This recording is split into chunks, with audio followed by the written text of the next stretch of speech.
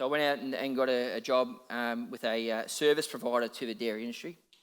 And little did I know, I'd ended up owning that business, and 23 years later I was able to exit it, which, part of that exit was through mentoring with Roy, and I'd already started mentoring and with Roy, and just understanding there's probably a little bit more to life because that's all I knew. I'm glad that I was able to make that decision and the choices for my family, and which has led me to being able to show you guys something today that I hope is just inspiring. The journey for me since being connected to OneLife, as Roy mentioned a little bit earlier, I had mentoring with Roy and I've done all the different programs, but certainly I've been able to be mentored by Cade. I'm a hare, so I race out of these things and I just want to conquer tomorrow. The most important thing that we wanted to always do when we started was being able to leverage the money that we have access to, maybe not using our own money, maybe if we can use other people's money, OPM as we call it, to do property transactions. Now, that's got to be appealing to most people, is that right? Because we don't always start from a rich asset base or a rich cash base, but we want to get into property. So how do we do it? Can we control other people's property and make profits? Good answer. If the answer is yes, which you've all done, can we control other people's property and make profits? What money do you believe we need? I believe, in my experience, E is definitely the case. It's all of those. We can purchase a property for the full price. We can do it for $5,000. We can do it for $1. We can do it for $0. So yeah, E is certainly what I've found. So here into our transactions. First one is Lavington, New South Wales. This is the one we settled on. That was the agreed purchase price. We had money partners loan. That amount of money at a return of 10%. That included, obviously, stamp duties, renovation costs. This one here was a little bit more complex. It was a subdivision as well. So what a great transaction to get into your first one. Just go the whole hog, renovate, subdivide, the whole lot, settle on it, everything. So, it was so much learning for me in this first one, but I didn't know this at the time. This is how the place looked at when we purchased it. This is how it looked at when we sold it. Bark and a bit of turf and stuff. The entrance.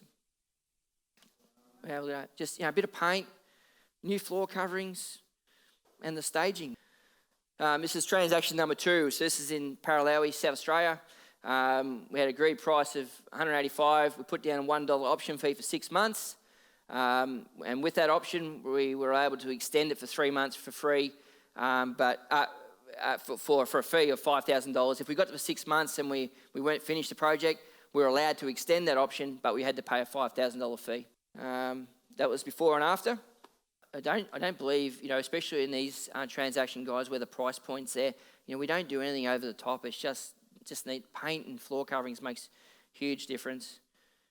So that was the numbers on that one, guys. It was off market.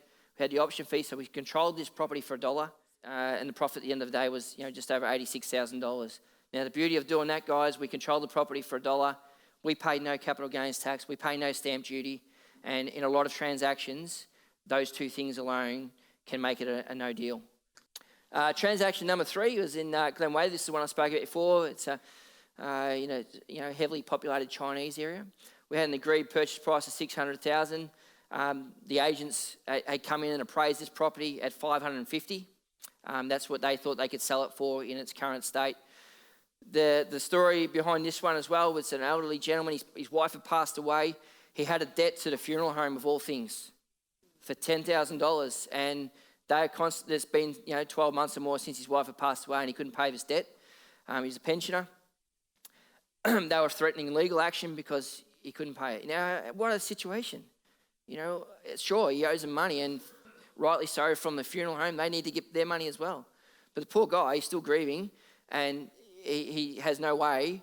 What do I do? So he's connected with us. We were able to go in there. The agents appraised it, say we'll give you $550,000. We'll say, we'll give you actually $50,000 more for your property. Plus, we'll ring the funeral home, and we negotiated with them that we'll pay you your fee on settlement. So now the funeral homes had certainty around when they were going to get their money. It wasn't if no one's communicating with them or that they're going to have to take action. So they were happy with that. They said, "Yep, okay, we've got some certainty here.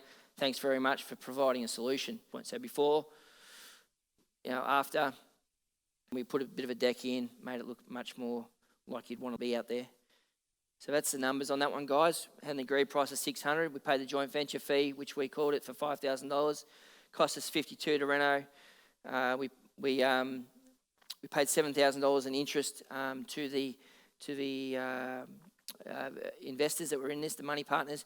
But at the end of the day, we made $189,000 profit on that little project. We got an extra $50,000 for the vendor. We solved his problem. We solved the problem at the funeral home. We were able to sell his property.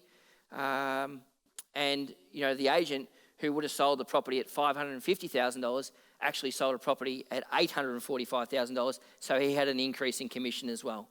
Number 4, secured or east. So bottom photo is before, top is above.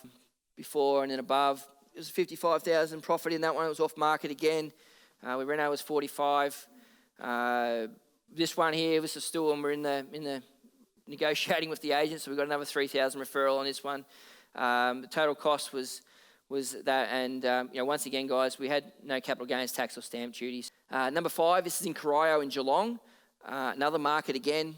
So we've got before up the top there and below. So as you can see at the top, this was a property that had been sold with a contract that fell over, that was tenanted, and have a look at this. This is like spray paint on the front window. It was just bizarre. This is how we finished it in the end, and got it. Had to get that window replaced. This one was a lot skinnier for us. At the end of the day, we've only made $22,000 profit.